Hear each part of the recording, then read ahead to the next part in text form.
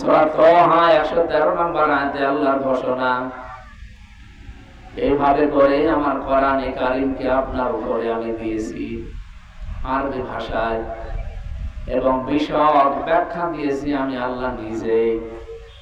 তার মানে কোরআনের ভেতরে যত ব্যাখ্যা আছে, কোন কথা পৃথিবীর কোন মানুষের না, অসররফনা একাধিকান আছে, জমাবো তাকাল্লিম।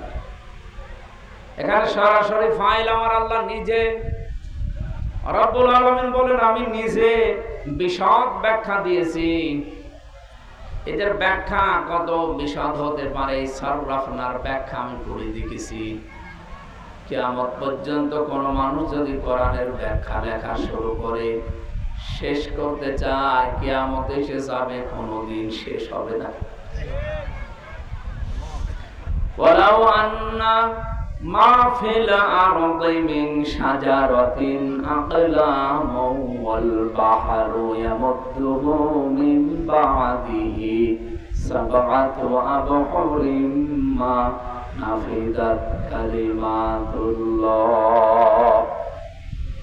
ইন্নাল্লাহা আজিজুন হাকীম। সূরা লোকমানের 27 নম্বর আয়াতে আছে, রব্বুল আলামিন বলেন, যদি এই পৃথিবীর যত পানি আছে সব কালি বানিয়ে ফেলে, যত গাছ আছে সব কলম বানায়, আকলামু ওয়াল বাহরু দেওয়া আছে কোরআনে, এরকম আরো 7টা মহাসমুদ্র যদি যোগ করে কেউ, আমি সমুদ্র পার হয়েছিলাম বিশ্বের। মাঝে মাঝে কক্সবাজারের সমুদ্রের দিকে তাকালে মনে হয় আল্লাহ এর কি কিনারা আর আছে। এই বড় বড় সমুদ্রে কত পানি থাকতে পারে, কত গ্যালন এটা আমাদের মাথায় ধরবে না। আল্লাহ উদাহরণ দিতে গিয়ে জানিয়েছেন, যদি এরকম 7টা সমুদ্রের পানিও কেউ আবার কালি বানিয়ে লিখতে শুরু করে, তাও তো হতো না।